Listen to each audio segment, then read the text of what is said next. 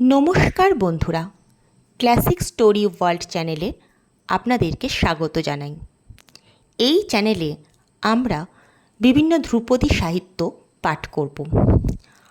আজকে থাকছে শরৎচন্দ্র চট্টোপাধ্যায়ের লেখা পরিণীতা উপন্যাসটি।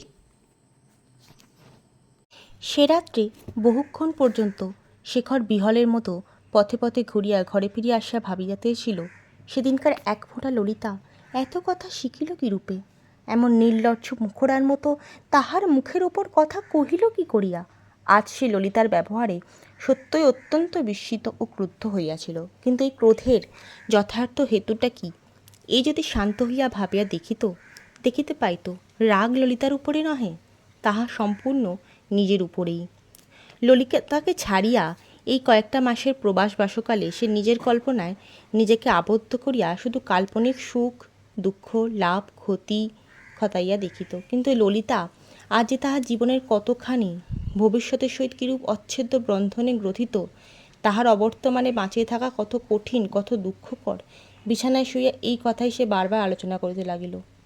ললিতা শিশুকাল হইতে নিজেদের সংসারে মিশিয়াছিল বলিয়াই তাহাকে বিশেষ করিয়া আর সে সংসারের ভিতরে বাপ মা ভাই বোনের মাঝখানে নামাইয়া আনিয়া দেখে নাই, দেখিবার কথাও মনে করে নাই।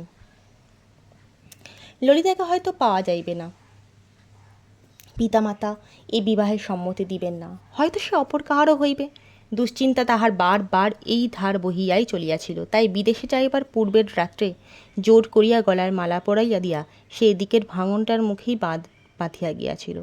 প্রবাসে থাকিয়া গুরুচরণে ধর্মমত পরিবর্তনের সংবাদ পাইয়া শুনিয়া সে ব্যাকুল হইয়া অহর্নিশে এই চিন্তাই করিয়াছিল, পাছে ললিতাকে হারাইতে হয়, সুখের হোক দুঃখের হোক। ভাবনার এই দিকটাই তাহার পরিচিত ছিল। আজ ললিতার স্পষ্ট কথা এই দিকটা সজোরে বন্ধ করে দিয়া ভাবনার ধারা একেবারে উল্টো স্রোতে বইয়া দিয়া গেল। তখন চিন্তা ছিল পাছে না পাওয়া যায়, এখন ভাবনা হইল পাছে না ছাড়া যায়।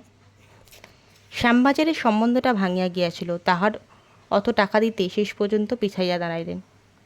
শেখরের জননীরও মেয়েটি মনোপ্রুত হইল না, সুতরাং এই দায় হইতে শেখর আপাতত অব্যাহতি লাভ করিয়াছিল বটে, কিন্তু নবীন রায় 10-20 হাজারের কথা বিস্মিত হন নাই এবং সে পক্ষে নিশ্চেষ্টও ছিলেন না।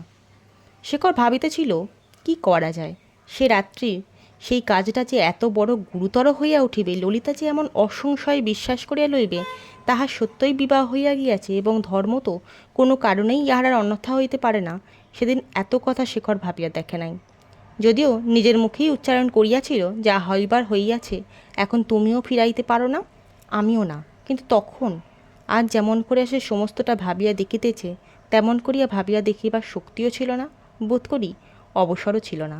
তখন মাথার উপর চাঁদ উঠিয়াছিল, জ্যোৎস্নায় চারিদিক ভাসিয়া গিয়াছিল, গলায় মালা দুলিয়াছিল, প্রিয়তমার বক্ষ স্পন্দন নিজের বুক পাতিয়া প্রথম অনুভবের মোহ ছিল, এবং প্রণয়ীরা যাহাকে অধর্ষতা বলিয়াছেন তাহাই পান করার অতি তীব্র নেশা ছিল। তখন স্বার্থ এবং সাংসারিক ভালো মন্দ মনে পড়ে নাই, অর্থলোলুপ পিতার রুদ্রমূর্তি চোখের উপর জাগিয়া উঠে নাই। ভাবিয়াছিল মাতা ললিতাকে স্নেহ করেন, তখন তাহাকে সম্মত করা কঠিন হইবে না, এবং দাদাকে দিয়া পিতাকে কোনো মতে কোমল করিয়া আনিতে পারিলে শেষ পর্যন্ত হয়তো কাজটা হইয়াই যাইবে। তাছাড়া গুরুচরণ এইভাবে তখন নিজেকে বিচ্ছিন্ন করিয়া তাহাদের আশার পথটা পাথর দিয়া এমনভাবে আঁটিয়া বন্ধ করেন নাই। এখন সে বিধাতা পুরুষ নিজে মুখ ফিরাইয়া বসিয়াছেন। বস্তুত শেখরের চিন্তা করিবার বিশেষ কিছুই ছিল না। সে নিশ্চিত বুঝিতেছিল পিতাকে সম্মত করা তো ঢের দূরের কথা, জননীকে সম্মত করানো সম্ভব নহে, এই কথা যে আর মুখে আনিবারও পথ নাই। শেখর দীর্ঘ নিঃশ্বাস ফেলিয়া আর একবার অস্ফুটে আবৃত্তি করিল, কি করা যায়।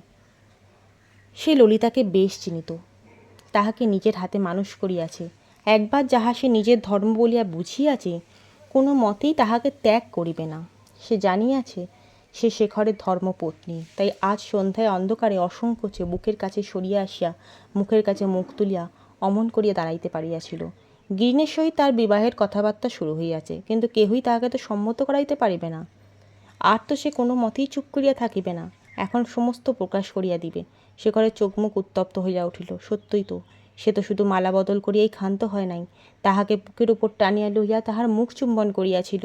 ললিতা বাধা দেয় নাই, দোষ নাই বলিয়াই দেয় নাই, ইহাতে উহার অধিকার আছে বলিয়াই দেয় নাই। এখন এই ব্যবহারের জবাব সে কার কাছে কি দিবে? পিতামাতার অমতে ললিতার সহিত বিবাহ হইতে পারে না, তাহা নিশ্চয়। কিন্তু গিরিনের সহিত ললিতার বিবাহ নাই হইবার হেতু প্রকাশ পাইবার পর ঘরে বাইরে সে মুখ দেখাইবে কি করিয়া? অসম্ভব বলিয়া শেখর ললিতার আশা একেবারেই ত্যাগ করিয়াছিল। প্রথম কটা দিন সে মনে মনে অত্যন্ত ভয়ে ভয়ে থাকিত, পাছে হঠাৎ সে আসিয়া উপস্থিত হয়, পাছে সব কথা প্রকাশ করিয়া দেয়, পাছে এসব লইয়া লোকের কাছে জবাবদিহি করিতে হয়। কিন্তু কেহই তাহার কৈফিয়ত চাহিল না, কোনো কথা প্রকাশ পাইয়াছে কি না তাহাও বুঝা গেল না, কিংবা সে বাড়ি হইতে এ বাড়ির কেউ আসা যাওয়া পর্যন্ত করিল না। শেখরের ঘরের সম্মুখে যে খোলা ছাদটা ছিল, তাহার উপরে দাঁড়াইলে ললিতাদের ছাদের সবটুকু দেখা যাইত। পাছে দেখা হয় এই ভয়ে সেই ছাদটায় পর্যন্ত তো দাঁড়াইত না।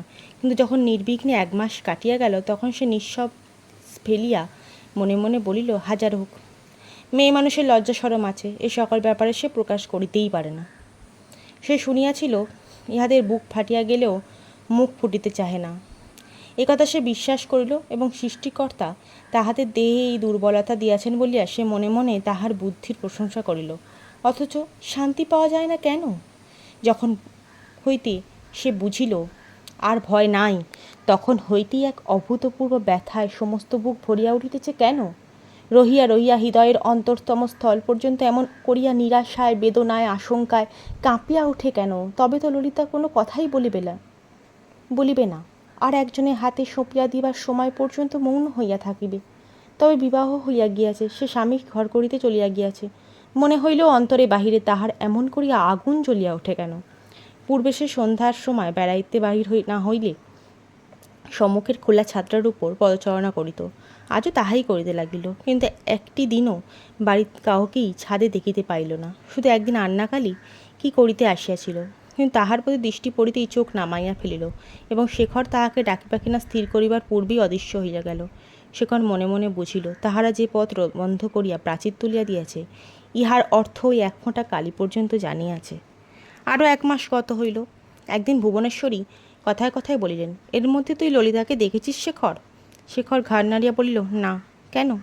মা বললেন, প্রায় 2 মাস পরে কাল তাকে ছাদে পেয়ে ডাকলুম। মেয়েটা আমার যেন আর এক রকমের হয়ে গেছে, রোগা, মুখখানি শুকনো, যেন কত বয়স হয়েছে। এমনই গম্ভীর, কার সাধ্য দেখে বলে 14 বছরের মেয়ে। তাহার চোখে জল আসিয়া পড়িল, হাত দিয়া মুছিয়া ফেলিয়া ভারী গলায় বললেন, পরনের কাপড়খানি ময়লা, আঁচলের কাছে খানিকটা সেলাই করা। জিজ্ঞেস করলুম, তোর কাপড় নেই মা?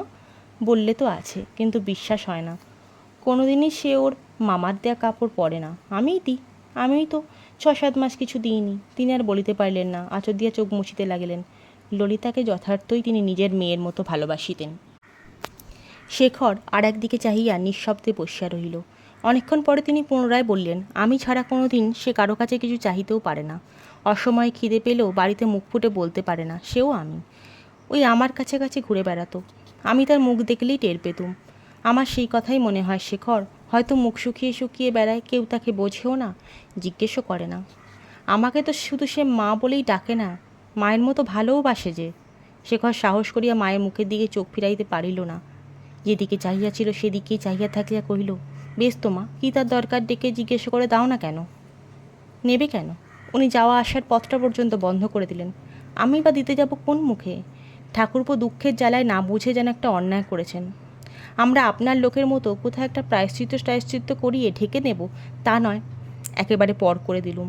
আর তাও বলি, এর পীড়াপিড়িতেই সে জাত দিয়ে ফেলেছে। কেবল তাগাদা। মনের ঘেন্নায় মানুষ সব করতে পারে। বরং আমি তো বলি, ঠাকুরপো ভালোই করেছেন। ওই গিরিন ছেলেটি আমাদের চেয়ে তার ঢের বেশি আপনার। তার সঙ্গে ললিতার বিয়ে হয়ে গেলে মেয়েটা সুখে থাকবে, তা আমি বলছি। শুনছি আসছে মাসেই হবে। হঠাৎ শেখর মুখ ফিরাইয়া প্রশ্ন করিল, আসছে মাসেই হবে নাকি? তাই তো শুনি। শেখর আর কিছু জিজ্ঞাসা করিল না। মা কিছুক্ষণ চুপ করিয়া থাকিয়া বললেন, ললিতার মুখে শুনিলাম ওর মামার দেহটাও নাকি আজকাল ভালো নেই। না থাকবারই কথা, একে তার নিজের মনের সুখ নেই, তাতে বাড়িতে নিত্য কান্নাকাটি। 1 মিনিটের তরেও তো ও বাড়িতে স্বস্তি নেই। শেখর চুপ করিয়া শুনিতেছিল, চুপ করিয়াই রহিল। খানিক পরে মা উঠিয়া গেলে সে বিছানায় আসিয়া শুইয়া পড়িল। সে ললিতার কথা ভাবিতে লাগিল। এই গলিটার 2খানা গাড়ির স্বচ্ছন্দে যাতায়াতের স্থান হয় না। একখানা গাড়ি খুব একপাশে ঘেঁষে না দাঁড়াইলে আর একটা যাইতে পারে না। দিন দশেক পরে শেখরের অফিস গাড়ি গুরুচরণের বাড়ির সম্মুখে বাধা পাইয়া স্থির হইল। শেখর অফিস হইতে ফিরিতেছিল।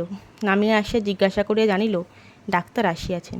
সে কিছুদিন পূর্বে মায়ের কাছে শুনিয়াছিল গুরুচরণের শরীর ভালো নাই, তাই মনে করিয়া তার বাড়ি গেল না, সোজা গুরুচরণের শোবার ঘরে আসিয়া উপস্থিত হইল। তাই বটে, গুরুচরণ নির্জীবের মতো বিছানায় পড়িয়া আছেন। একপাশে ললিতা এবং গিরিন শুষ্ক মুখে বসিয়া আছে। সম্মুখে চৌকির ওপর বসিয়া ডাক্তার রোগ পরীক্ষা করিতেছেন। গুরুচরণ অস্ফুট স্বরে বসিতে বলিলেন। ললিতা মাথায় আঁচলটা আরও একটু টানিয়া দিয়া মুখ ফিরাইয়া বসিল। ডাক্তার পাড়ার লোক, শেখরকে চিনিতেন। রোগ পরীক্ষা করিয়া ওষুধ ব্যবস্থা করিয়া তাহাকে সঙ্গে লইয়া বাহিরে আসিয়া বসিলেন। গিরিন পিছনে আসিয়া টাকা দিয়া ডাক্তার বিদায় করিবার সময় তিনি বিশেষ করিয়া তাহাকে সতর্ক করিয়া দিলেন যে রোগ এখন অধিক দূর অগ্রসর হয় নাই, এই সময়ে বায়ু পরিবর্তনের নিতান্তই আবশ্যক। ডাক্তার চলিয়া গেলে উভয়ই আর একবার গুরুচরণের ঘরে আসিয়া দাঁড়াইলেন। ললিতা ইশারা করিয়া গিরিনকে একপাশে ডাকিয়া লইয়া গিয়া চুপি চুপি কথা কইতে লাগিল। শেখর সম্মুখে চৌকিতে বসিয়া স্তব্ধ হইয়া গুরুচরণের দিকে চাহিয়া রইলেন। তিনি ইতিপূর্বে ওদিকে মুখ ফিরাইয়া শুইয়াছিলেন। শেখরের পুনরাগমন জানিতে পারিলেন না। খানিকক্ষণ চুপ করিয়া বসিয়া থাকিয়া শেখর উঠিয়া গেল। তখন ললিতা ও গিরিন যেমন চুপি চুপি কথাবার্তা করিতেছিল, তাহাকে কেউ বসিতে বলিল না, আসিতে বলিল না, একটা কথা পর্যন্ত কেউ ডাকিয়া জিজ্ঞাসা করিল না। আসছে নিশ্চয় বুঝিয়া আসিল ললিতা তাহাকে তার কঠিন দায় হইতে চিরদিনের মতো মুক্তি দিয়াছে। এখন সে নির্ভয়ে হাঁপ ফেলিয়া বাঁচুক, আর শঙ্কা নেই। আর ললিতা তাহাকে জড়াইবে না। ঘরে আসিয়া কাপড় ছাইতে ছাইতে সহস্রবার মনে পড়িল আর সে নিজের চোখে দেখিয়া আসিয়াছে গিরিনী ও বাড়ির পরম বন্ধু, সকলের আশা ভরসা এবং ললিতার ভবিষ্যতের আশ্রয়। সে কেহ নহে। এমন বিপদের দিনেও ললিতা তাহার একটি মুখের পরামর্শেরও আর প্রত্যাশী নহে। হে সহসা বলিয়া একটা গদিয়াটা আরাম চৌকির ওপর ঘাড় গুজিয়া বসিয়া পড়িল। ললিতা তাহাকে দেখিয়া মাথায় কাপড় টানিয়া দিয়া মুখ ফিরাইয়া লইয়াছিল, যেন সম্পূর্ণ পর, একেবারে অপরিচিত। আবার তাহারই চোখের সম্মুখে গিরিনকে আড়ালে ডাকিয়া কত না পরামর্শ। অথচ এই লোকটিরই অভিভাবকতা একদিন তাহাকেই থিয়েটার দেখতে পর্যন্ত যাইতে দেয় নাই। এখনও একবার ভাবিবার চেষ্টা করিল, হয়তো সে তাহাদের গোপন সম্বন্ধের কথা স্মরণ করিয়াই লজ্জায় ওরূপ ব্যবহার করিয়াছে। কিন্তু তাই বা কী করিয়া সম্ভব? তাহা হইলে এত কাণ্ড ঘটিয়াছে, অথচ একটি কথাও কি সে এতদিনের মধ্যে কোনো কৌশলে তাহাকে জিজ্ঞাসা করিবার চেষ্টা করিত না? হঠাৎ ঘরের বাইরে মায়ের কণ্ঠস্বর শোনা গেল। তিনি ডাকিয়া বলিতেছেন, কই রে, এখনো হাত মুখ ধুসনি? সন্ধ্যা হয় যে। শেখর ব্যস্ত হইয়া পড়িল এবং তাহার মুখের ওপর মায়ের দৃষ্টি না পড়ে এইভাবে ঘাড় ফিরাইয়া রাখিয়া তাড়াতাড়ি নিচে নামিয়া গেল। এই কয়টা দিন অনেক কথায় অনেক রকমের রূপ ধরিয়া তাহার মনের মধ্যে অনুক্ষণ আনাগোনা করিয়াছে। শুধু একটা কথা সে ভাবিয়া দেখিত না, বস্তুত দোষ কোন দিকে। একটি আশার কথা সে আজ পর্যন্ত তাহাকে বলে নাই, কিংবা তাহাকে বলিবারও সুযোগ দেয় নাই।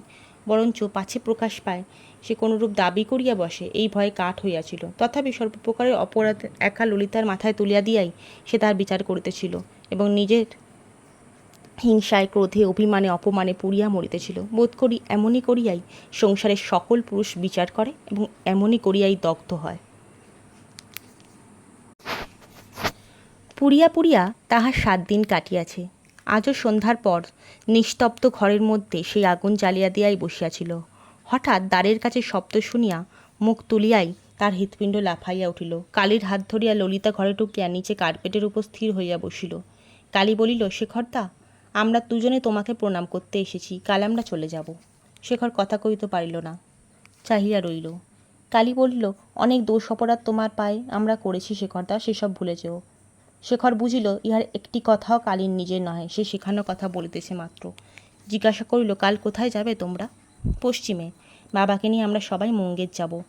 সেখানে গিরিনবাবুর বাড়ি আছে। তিনি ভালো হলেও আর আমাদের আশা হবে না। ডাক্তার বলেছেন এই দেশ বাবার সহ্য হবে না। শেখর জিজ্ঞাসা করিল, এখন তিনি কেমন আছেন? একটু ভালো, বলিয়া কালী আঁচলের ভিতর হইতে কয়েকজোড়া কাপড় বাহির করিয়া দেখাইয়া বলিল, জ্যাঠাইমা আমাদের কিনে দিয়েছেন। ললিতা এতক্ষণ চুপ করিয়াছিল। উঠিয়া গিয়া টেবিলের ওপর একটা চাবি রাখিয়া দিয়া বলিল, আলমারির এই চাবিটা এতদিন আমার কাছেই ছিল। একটুখানি হাসিয়া বলিল, কিন্তু টাকা করি ওতে আর নেই, সমস্ত খরচ হয়ে গেছে। শেখর চুপ করিয়া রহিল। কালী বলিল, চল শেষদি, রাত্রির হচ্ছে। ললিতা কিছু বলিবার পূর্বেই এবার শেখর হঠাৎ ব্যস্ত হইয়া বলিয়া উঠিল, কালী, নিচে থেকে আমার জন্য 2টো পান নিয়ে এসো তো ভাই। ললিতা তাহার হাত চাপিয়া ধরিয়া বলিল, তুই বস কালী, আমি এনে দিচ্ছি, বলিয়া দ্রুত পদে নামিয়া গেল। খানিক পরে পান আনিয়া কালীর হাতে দিল। সে শেখরকে দিয়া আসিল। পান হাতে লইয়া শেখর নিস্তব্ধ হইয়া বসিয়া পড়িল। চললুম শেখরদা বলিয়া কালী পায়ের কাছে আসিয়া গড় হইয়া প্রণাম করিল। ললিতা সেখানে দাঁড়াইয়া ছিল, সেইখানেই ভূমিষ্ঠ হইয়া প্রণাম করিয়া উভয়েই ধীরে ধীরে বাহির হইয়া গেল। শেখর তাহার ভালো মন্দ আত্মমর্যাদা লইয়া বিবর্ণ পাণ্ডর মুখে বিহল হতবুদ্ধির মতো স্তব্ধ হইয়া বসিয়া রইল। সে আসিল, যাহা বলিবার ছিল বলিয়া চিরদিনের মতো বিদায় লইয়া গেল, কিন্তু শেখরের কিছুই বলা হইল না, যেন বলিবার কথা তাহার ছিল না। এইভাবে সমস্ত সময়টুকু কাটিয়া গেল। ললিতা কালীকে ইচ্ছা করিয়াই সঙ্গে আনিয়াছিল, কারণ সে চাহে না কোনো কথা ওঠে, ইহাও সে মনে মনে বুঝিল। তাহার পরে তাহার সর্বশরীর ঝিমঝিম করিতে লাগিল, মাথা ঘুরিয়া উঠিল। সে উঠিয়া গিয়া বিছানায় চোখ বুজিয়া শুইয়া পড়িল। শেষ হলো আজকের উপন্যাস পাঠ। খুব শীঘ্রই পরবর্তী পর্ব নিয়ে আমি আবার চলে আসব। ধন্যবাদ।